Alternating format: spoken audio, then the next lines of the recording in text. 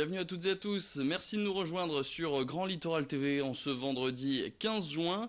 Un petit mot de météo pour débuter cette édition, des nuages et du soleil. Encore une fois, c'est cette alternance qui nous suit ce vendredi, des nuages qui seront plus denses dans les terres que sur le littoral et qui amèneront quelques gouttes de pluie, notamment dans le bassin minier et dans les alentours de l'île, et ça cette nuit. Nuages et soleil, ce sera le même cocktail pour demain, samedi, sur le nord et le Pas-de-Calais. Un samedi qui ne sera pas forcément chaud ni estival. On attend entre 15 et 20 degrés demain au meilleur de la journée. Les prévisions météo plus complètes, c'est à la fin de cette édition. Dans l'actualité du littoral, nouvelle visite d'un ministre dans la région. Hier, c'est Julien Denormandie, le secrétaire d'État auprès du ministre de la Cohésion des Territoires, qui a visité les sites de l'entreprise Chenelay à Audruic, puis à Landretin-le-Nord. Cette entreprise, au travers de 3 filières, bois, éco-construction et agroalimentaire, forme à des métiers pourvoyeurs d'emplois, notamment dans les secteurs du bâtiment ou des nouvelles technologies pour l'environnement. Alors pendant cette visite, le secrétaire d'État a d'abord pu découvrir la scierie qui emploie des personnes en insertion.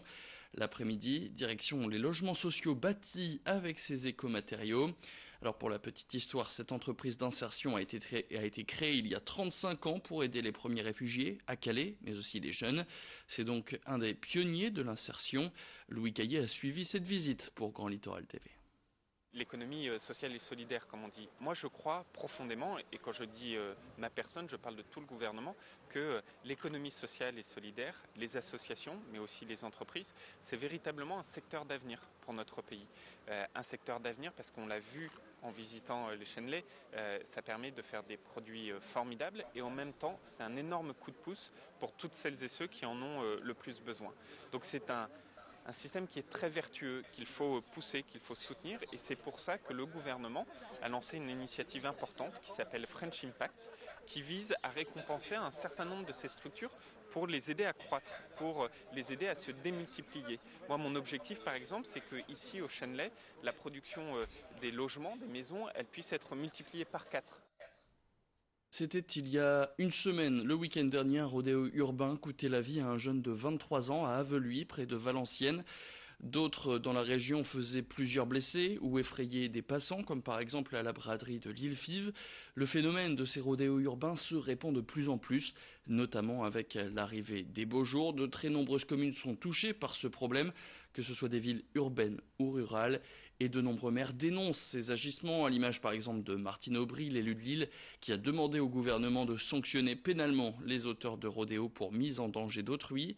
Le maire d'Halluin dans le Nord a lui interdit les quads et les motos non immatriculées dans sa ville.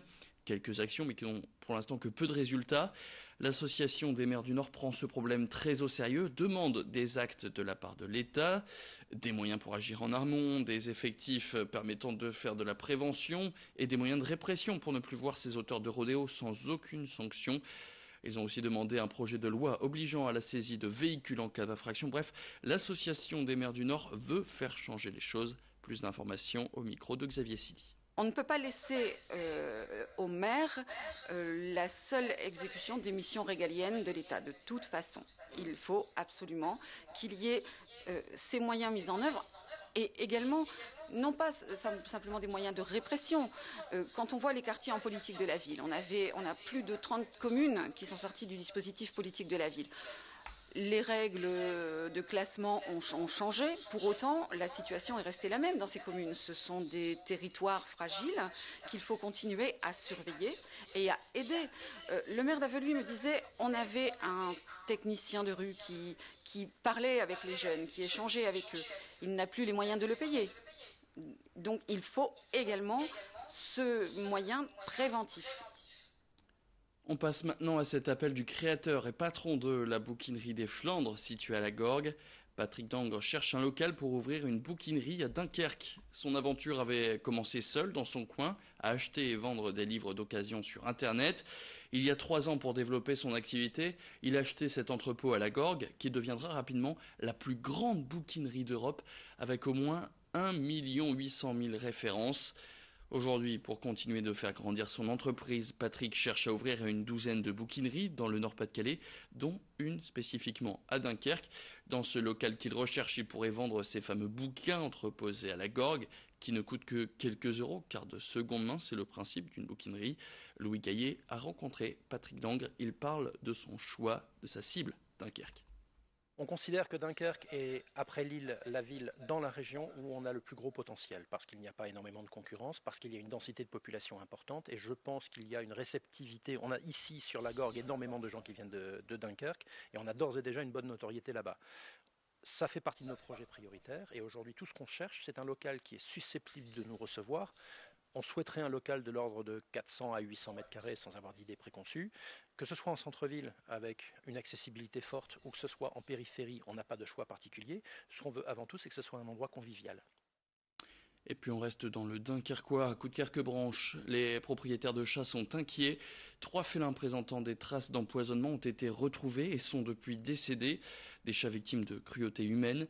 Xavier Silly fait le point sur la situation et sur l'appel à la vigilance de la SPA. L'affaire commence à faire beaucoup de bruit sur le littoral. Ces derniers jours, plusieurs chats ont été retrouvés morts à Coudekerque-Branche, à côté de Dunkerque. 3 cadavres ont été retrouvés dans le secteur, plus précisément de la rue des Acacias et de la rue des Tilleuls. Tout porte à croire, selon la Société protectrice des animaux, que les chats ont été empoisonnés. Ces animaux ont montré des signes qui permettent de supposer qu'une ou plusieurs personnes sont à l'origine de ces décès, de la bave notamment ou encore de la mousse blanche sortant de la gueule des animaux ont été repérés lorsqu'ils ont été récupérés. La SPA conseille aujourd'hui aux propriétaires des chats de ne pas les laisser sortir le temps que la lumière soit faite sur cette affaire. La vigilance doit être très forte selon l'association tant que la situation ne s'est pas améliorée et éclaircie, la situation qui est en cours d'étude par les forces de l'ordre. Et c'est la fin de cette édition. Merci à toutes et à tous de l'avoir suivi. Restez avec nous après la météo et le bon plan carburant. On fera un point et un flash presque spécialement consacré à la Coupe du Monde qui vient de débuter. Fin de cette édition, je vous le disais. Bonne journée sur Grand Littoral TV.